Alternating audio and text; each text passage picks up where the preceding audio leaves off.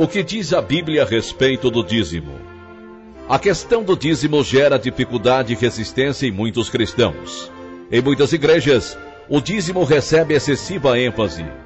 Ao mesmo tempo, muitos cristãos não se submetem à exortação bíblica em ofertar ao Senhor. O dízimo e as ofertas deveriam ser uma alegria, uma bênção, mas raramente é o que acontece nas igrejas hoje, infelizmente. Dar o dízimo é um conceito do Velho Testamento. O dízimo era exigido pela lei, na qual todos os israelitas deveriam dar ao tabernáculo-templo 10% de todo o fruto do seu trabalho e de tudo o que criassem. Levítico capítulo 27, versículo 30, Números capítulo 18, versículo 26, Deuteronômio capítulo 14, versículo 22, 2 Crônicas capítulo 31, versículo 5 e Malaquias capítulo 3, versículos de 8 a 10. Alguns entendem o dízimo do Velho Testamento como o método de taxação destinado a prover pelas necessidades dos sacerdotes e levitas do sistema sacrificial. O Novo Testamento em nenhum lugar ordena e nem mesmo recomenda que os cristãos se submetam a um sistema legalista de dizimar. Paulo afirma que os crentes devem separar uma parte de seus ganhos para sustentar a igreja. 1 Coríntios capítulo 16, versículos 1 e 2. O Novo Testamento, em lugar algum, determina certa porcentagem de ganhos que deve ser separada, mas apenas diz conforme a sua prosperidade. 1 Coríntios capítulo 16, versículo 2. A igreja cristã basicamente tomou esta proporção, 10% do dízimo do Velho Testamento, e a incorporou como mínimo recomendado para o ofertar cristão. Entretanto, os cristãos não deveriam se sentir obrigados a se prender sempre à quantia de 10%. Deveriam sim dar de acordo com suas possibilidades, conforme sua prosperidade. Às vezes isso significa dar mais do que 10%, às vezes dar menos de 10%. Tudo depende das possibilidades do cristão e das necessidades da igreja. Cada cristão deve cuidadosamente orar e buscar sabedoria vinda de Deus no tocante à sua participação com o dízimo e ou a quanto deve dar. Tiago capítulo 1, versículo 5. Cada um contribua segundo propôs no seu coração, não com tristeza ou por necessidade, porque Deus ama ao que dá com alegria.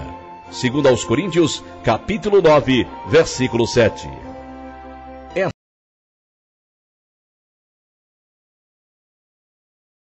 Deve uma igreja dizimar 10% das ofertas que recebe? As pessoas sob a lei do Antigo Testamento eram obrigadas a dar o dízimo, literalmente 1/10 de todo o seu aumento. Entendia-se que o dízimo era a resposta adequada às bênçãos de Deus. Muitas pessoas hoje questionam se o dízimo ainda é aplicável aos crentes, uma vez que não estão debaixo da lei. Embora as igrejas não recebam percentuais exatos no Novo Testamento, o princípio da doação proporcional é ensinada em 1 Coríntios capítulo 16, versículo 2 e 2 Coríntios capítulo 8. E muitos crentes consideram um privilégio usar o dízimo como um padrão para as suas doações. O Novo Testamento também registra que os crentes da igreja estavam coletando para dar a outros ministérios. Embora talvez não exista um versículo específico indicando que uma igreja deva dar o dízimo a outros ministérios, parece que as igrejas devem ser generosas em apoiar outros ministérios na medida que o Senhor torna possível. Algumas igrejas definem uma certa quantia em seu orçamento para os ministérios exteriores, como uma forma de manter um foco equilibrado entre as necessidades maiores do mundo ao seu redor. Não é incomum que uma igreja dê o dízimo, 10%, ou outro percentual a missões estrangeiras, por exemplo. Isso não deve ser uma exigência legalista. Pelo contrário, deve ser uma celebração alegre da provisão do Senhor.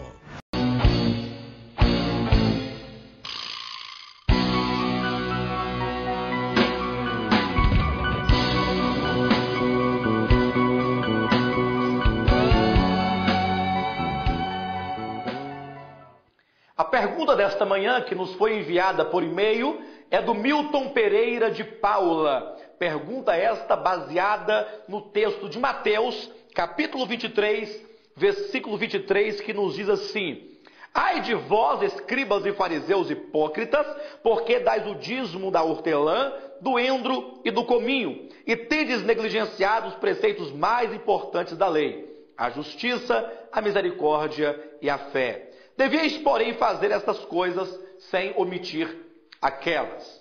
E a pergunta, então, do Milton Pereira é a seguinte: o que as chamadas igrejas evangélicas dos dias atuais têm por maior valor? A fé, a misericórdia e a justiça, ou o dízimo? Muito bem, amados irmãos, eu gostaria de enfatizar 3 aspectos ou 3 pontos de extrema importância a respeito do tema dízimo. O primeiro ponto que eu gostaria de abordar é o fato de que o Novo Testamento não nos traz nenhum mandamento de forma explícita sobre a prática do dízimo.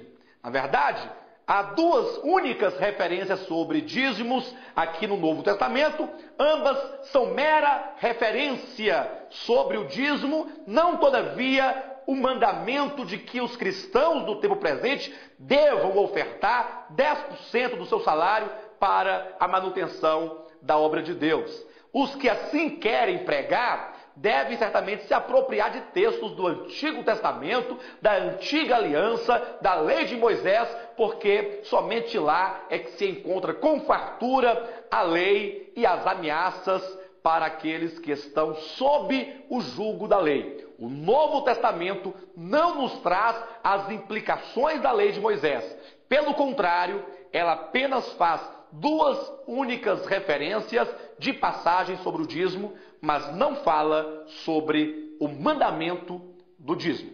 Segundo ponto, o que o Novo Testamento ensina de fato e verdade é que a obra de Deus, ela é sim sustentada pelas ofertas dos fiéis, mas tratam-se de ofertas voluntárias, ofertas que partem de um coração voluntário, de um coração alegre, de um coração cheio de gratidão.